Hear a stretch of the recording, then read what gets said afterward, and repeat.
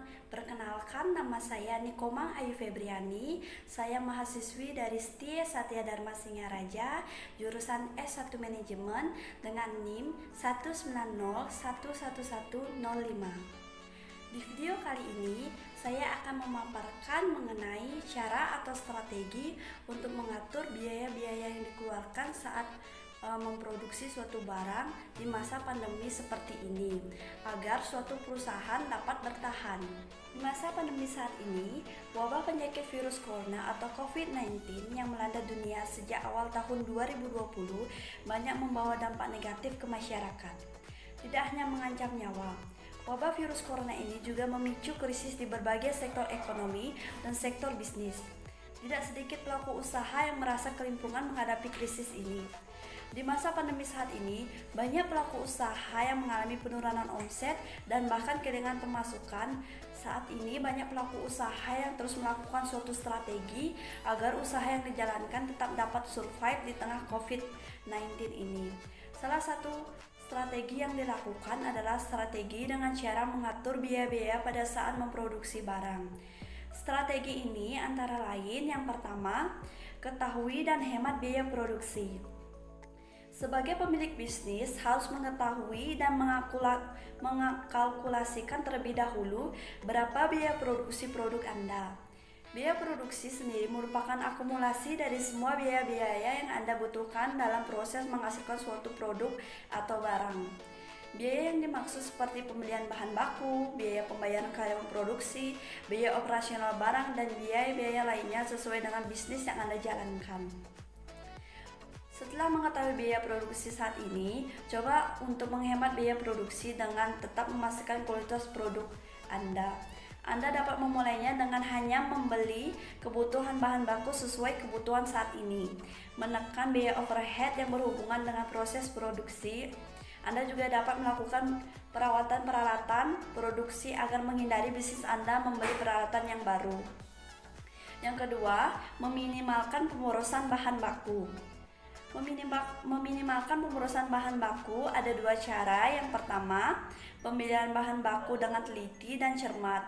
Untuk meminimalkan biaya produksi, bukan berarti perusahaan harus membeli bahan baku dengan harga murah, namun tidak mempertahankan kualitasnya. Karena bahan baku yang tidak sesuai kualitasnya, maka akan tidak bisa digunakan sebagai bahan baku produksi. Hal ini bisa menjadi pemborosan pembelian bahan baku. Belilah bahan baku yang berkualitas baik. Hal ini bisa dilakukan dengan mencari supplier yang dapat memberikan bahan baku yang berkualitas dengan harga yang sesuai. Karena bahan baku yang berkualitas baik akan menghasilkan produk yang berkualitas baik pula. Yang kedua, kurangi pemborosan dengan cara yang terampil. Dalam usaha sektor industri, keterampilan akan menghasilkan penghematan karena dengan keterampilan mengolah bahan baku dan bahan penolong yang baik akan menghindarkan dari rusaknya bahan baku yang digunakan. Pekerja yang terampil untuk mengurangi kerusakan produk, hal ini akan menjaga kestabilan perusahaan untuk menghasilkan produk yang baik dan berkualitas. Jika produk tidak berkualitas atau bahkan rusak, maka perusahaan akan mengalami kerugian karena biaya produksi yang dilakukan akan sia-sia. Yang ketiga, mengurangi biaya tenaga kerja. Mengurangi biaya tenaga kerja bukan berarti harus mengurangi jumlah tenaga kerja. Namun salah satu cara untuk meminimalkan biaya tenaga kerja yaitu dengan menghitung upah tenaga kerja berdasarkan waktu dalam menghasilkan beberapa bagian atau produk tertentu. Jangan sia-siakan waktu ketika produksi mulai berjalan.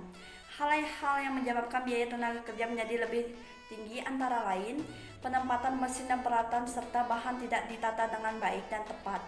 Yang kedua, suasana kerja yang kurang kondusif dan tempat kerja yang buruk yang tidak memberikan kenyamanan bagi pekerja ketika proses produksi berlangsung. Seharusnya perusahaan melakukan pembenahan tata ruang kerja yang baik, yakni dengan menempatkan mesin-mesin peralatan, menyimpan bahan baku dan penolong, dan lain-lain dengan baik dan tepat, agar dapat berhubungan antara satu dengan yang lain sehingga memudahkan beraktivitas dengan arus yang sesuai akan memudahkan penanganannya dalam tahapan proses produksi.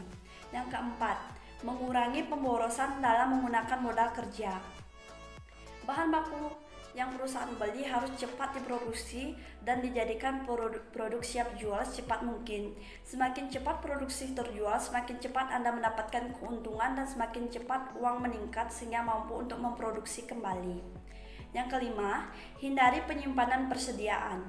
Jika hal ini terjadi, akan banyak sekali modal kerja yang tertahan. Aturlah produksi dengan baik dengan cara tertentu yang memungkinkan proses produksi berlangsung secara efektif dan efisien. Dengan melakukan langkah-langkah tersebut, maka perusahaan melakukan produksi dengan biaya yang minimal, relatif tergantung produk dan segmen pasar. Dan perusahaan dapat menjual produk tersebut dengan harga yang tepat.